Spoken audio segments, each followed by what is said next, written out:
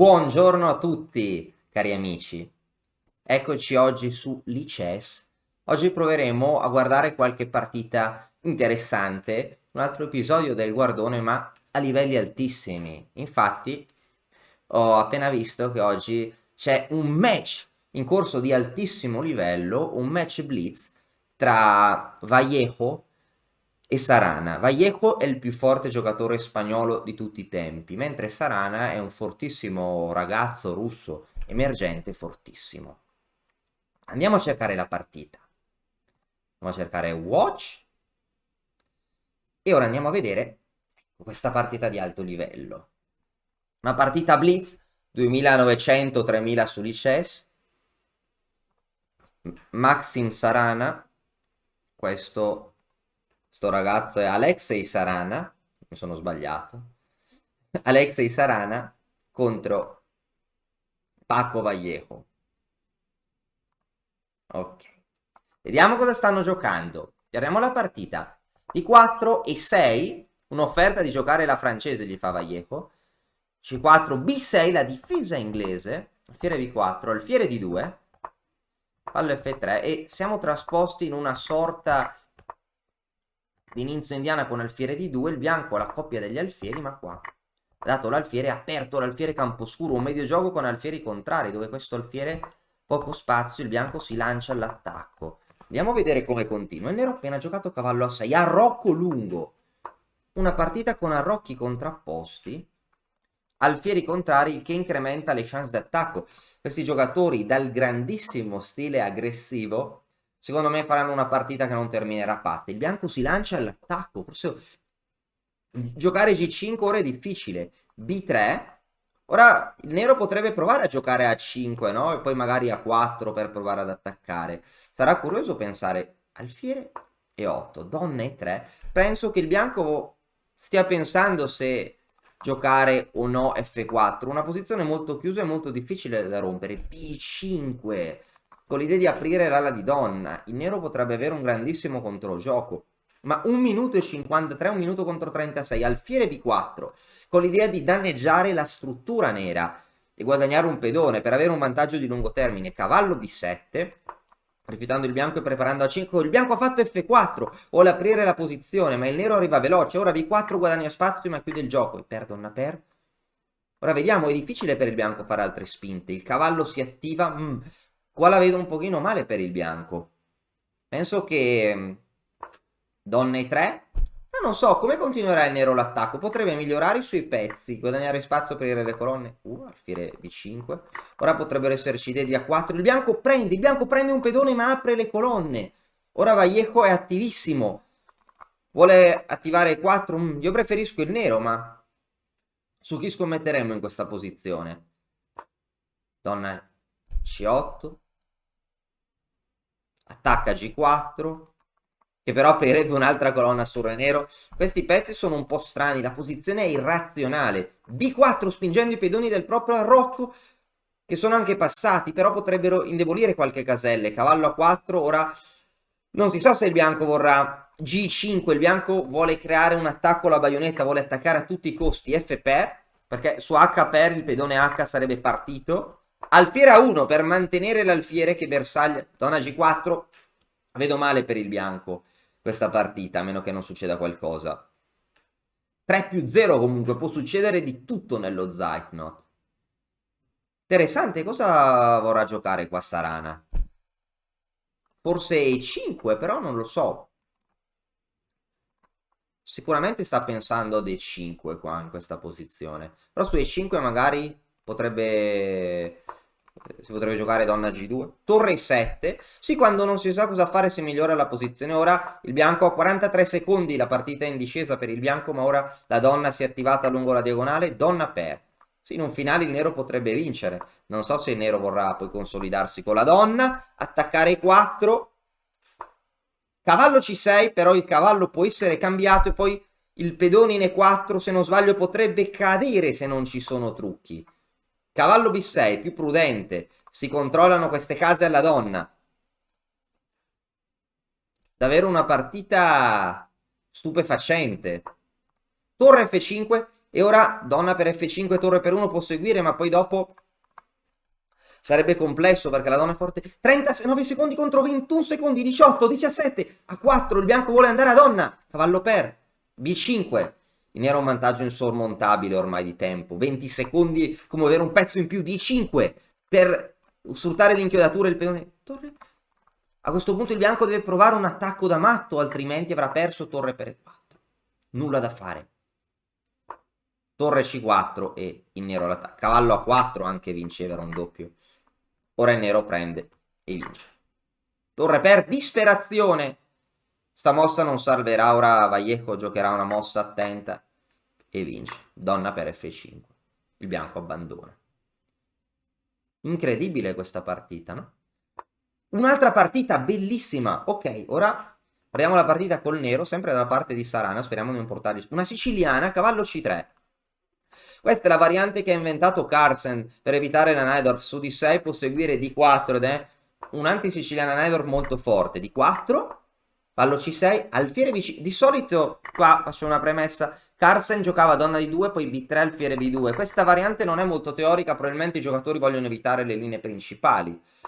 Ora, il nero ha la coppia degli alfieri, il cavallo in E2 è strano. Chissà cosa avrà in serbo Vallejo. Forse catturare in C6. Se cattura in C6 è qualcosa di ipermoderno.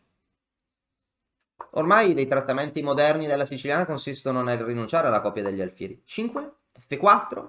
Ora il cavallo potrebbe attivarsi, sì. Questa è una posizione che ricorda molto la francese, questo alfiere in C6 è un po' sciocco. Donna E2, donna B6. Sì, la posizione è molto complessa e rischiosa per entrambi. Ma secondo me il nero non ha grandi problemi. Che appassionante questo match. Un match, non so chi vincerà il match tra l'altro. Si può vedere qui. Non ho appena iniziato a giocare. Sta vincendo Sarana. Vallejo aveva vinto la sua prima partita. Interessante. Il match durava già da un po'. Cavallo E4. Ok, su cavallo per E4, D per E4, i pedoni sono doppiati, ma ora il nero può attivare gli alfieri, questo alfiere respira un po' di più, magari si può anche sacrificare il pedone per avere un po' di aria, no? Che questo alfiere non vuole morire soffocato. Anche l'alfiere può andare in C5. Che match interessante! Oggi... cioè, oggi. Questa partita stavolta chi la vincerà secondo me? Io vedo bene il nero. Il bianco arroccato, ok. Sì, il bianco anche lui ha le sue risorse. Alfiere 3, spingere in F5, aprire. Ok. Ora cosa giocherà il bianco in questa posizione? Interessante, no? Perché alfiere 3 perde il pedone, quindi prima lo difende, poi probabilmente arriverà alfiere 3 con attacco. F5 può arrivare in un secondo momento. Sì, molto bene. Il nero deve cambiare questo alfiere. Ok, ora tutto ruoterà. Allora, l'alfiere è un pochino meglio l'alfiere del nero rispetto a quello del bianco, che è leggermente cattivo. Però il pedone è debole. Chi sta meglio dipenderà da chi saprà, diciamo, sfruttare meglio i vantaggi della propria posizione. Sembra che, nonostante questo alfiere sia un po' passivo, no? Non attacca molto, è un po' cattivo per definizione. Probabilmente la cosa più importante è la debolezza del pedone in E4. Il bianco probabilmente potrebbe avere il sopravvento. Ma ci sono molte chance di patta. Ora, torre per E4, no? Cosa aspetta? Un pedone, un pedone. Perché il bianco aspetta per giocare una mossa che sa già di giocare? Ah, forse perché vuole prima cambiare in C5. Però comunque dovrà prendere in E4, no? Ok, cambia prima in C5, ora prendi in E4, va bene. Ok, anche loro credono nel materiale, qualcosa che dà molto sollievo. Comunque in questo momento, ora il nero ha delle chance di difesa perché controlla la colonna D. Davvero interessante vedere giocare questi giocatori, mi piace molto il loro stile di questi mostri.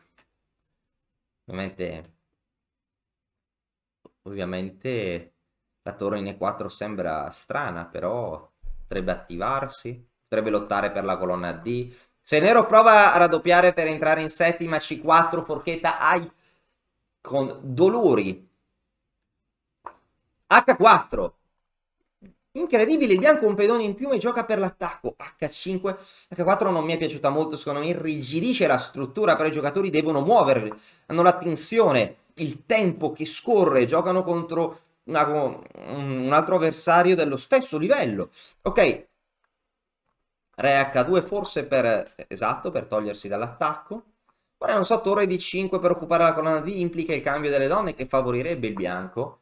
Torre di 3 per attivarsi. You're gonna see me shine, shine, shine, shine. Walking on beams of light, light, light, light, light.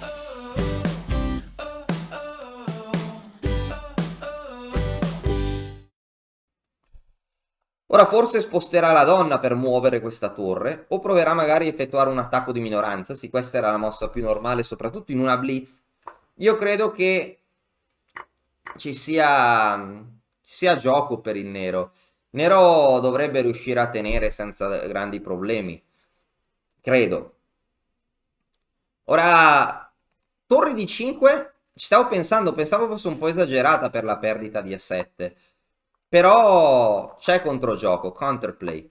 Donna F2, ora donna per A2. Sì, nero attività. Non so, donna C4, il problema è che il bianco prende.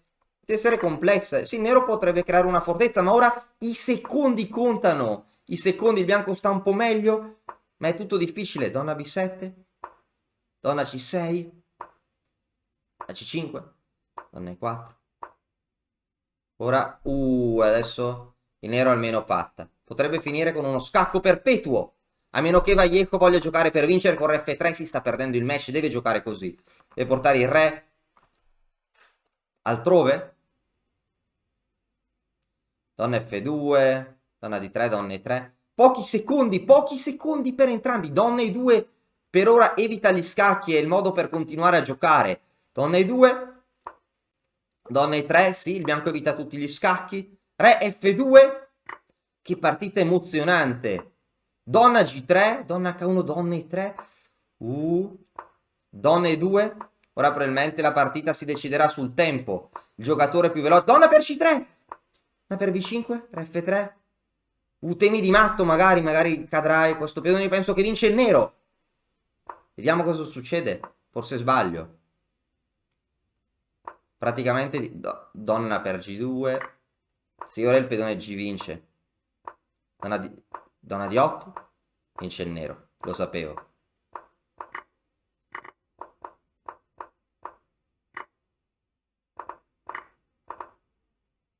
Interessante. Ha dato matto in modo velocissimo. Peccato, il bianco ha pensato troppo. Il nero aveva chance di patta così e poi è riuscito addirittura a vincere. È ingiusto questo gioco a 3 minuti. Stavolta penso che il bianco meritava almeno la parità, però bisogna, purtroppo gli scacchi sono un gioco di ottimizzazione vincolata, il tempo e le emozioni. Di nuovo il bianco occupa il centro, Sarana ora 1-1. Ok, il match che abbiamo visto è 1-1, però se guardiamo tutto il match, 5,5, 1,5, un grande. Il fiere più 4 il fiere di 2. Questa è un'apertura ipermoderna, ma non mi convince molto per il nero. Penso che il bianco stia meglio, no? Tutto il centro. Cavallo per E4. Ok, cavallo per. Ora alfiere E2. Ah, magari anziché cavallo F3 vuole fare alfiere F3, sì. Dopo alfiere per, cavallo per. Se si cambiano gli alfieri campo chiaro, B6 è difficile da giustificare, potrebbe aver indebolito un pochino le case chiare, no? Davvero curioso questo match.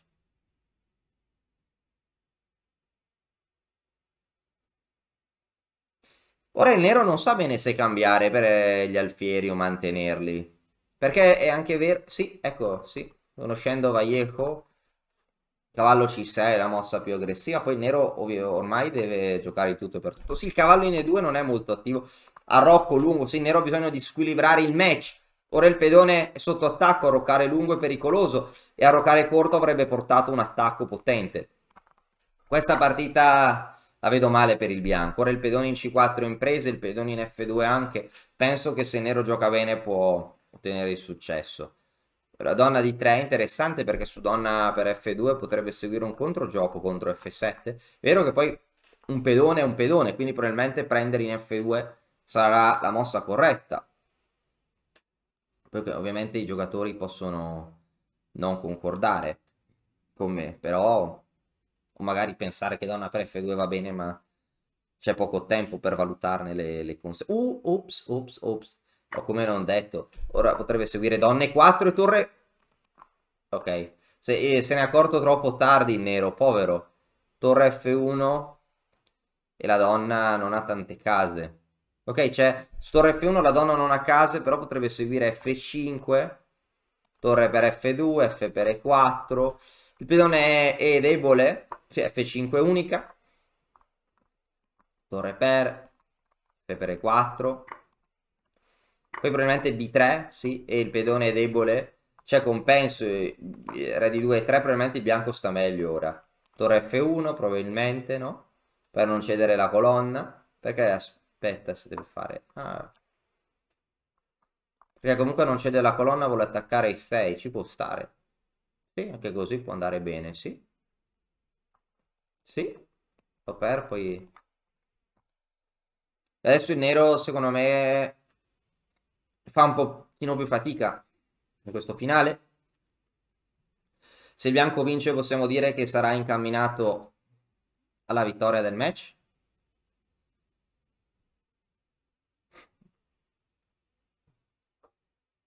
Interessante, no? Ok. A questo punto non so se conviene tornare indietro con il cavallo e centralizzare il re. Sembra un po' paradossale, no? So, però potrebbe essere possibile. O forse re C2, re C3, magari. Re C2, re C3 per poi attivare la torre. Però il bianco deve sbarazzarsi di questo pedone. In E4, presto o tardi, perché un pedone è un pedone, no? Come sappiamo. Sì, la struttura del nero è brutta. Però il vantaggio di materiale è importante. Torre 1 anche perché su torre per D4, cavallo per E6. Cavallo per E6 ora ci sono vari obiettivi d'attacco. Ora la posizione è molto pari. Entrambi i giocatori vogliono vincere. Il pedone H7 cade ma la torre si attiva. Attacco doppio. Torre per A2, torre per G7 potrebbe portare a una corsa pedonale, ma il nero attiva il suo cavallo. Ora questa partita è davvero di classe. Ora probabilmente il bianco deve accettare la sfida, andare a vedere cosa succede, ma il nero gioca cavallo di 3 e ha del controgioco. Il bianco ha poco tempo. Ormai penso che il bianco... Sì, il bianco deve accettare la sfida oramai. Ora cosa farà? Cavallo di 3. E ora potrebbero esserci delle reti di matto. Torre C2, forse? O torre di 2? Torre 2 ha giocato, minaccia matto. Ora re B1 probabilmente ripete. A3 e ora dovrebbe esserci qualche minaccia di perpetuo. Ah, cavallo per B3, però cavallo E4 e cavallo C3 o cavallo A4 e cavallo C3 probabilmente è una minaccia potente. Ecco, su cavallo A4 c'era torre G3, su cavallo E4 ora torre E7 probabilmente verrà giocata. Che partita emozionante. Torre E7. Fatta. Se è fatta. Però il nero gioca per vincere. Gioca per vincere, ovvero per... Il nero aveva il perpetuo, ma... Ah, gioca sul tempo, perché il bianco ha pochi secondi. Torre B2. In partita non avrebbe mai giocato... Oh, ok. Torre G1. Se non ci fosse il tempo, il bianco vincerebbe. Nero si è suicidato, però, forse. Posizione del bianco è vinta. Cavallo G1 doveva giocare. Incredibile. Forse cavallo E2 per andare in F4 in G6.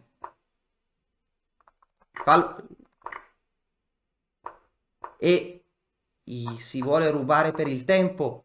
Ma prende matto. Torre B3.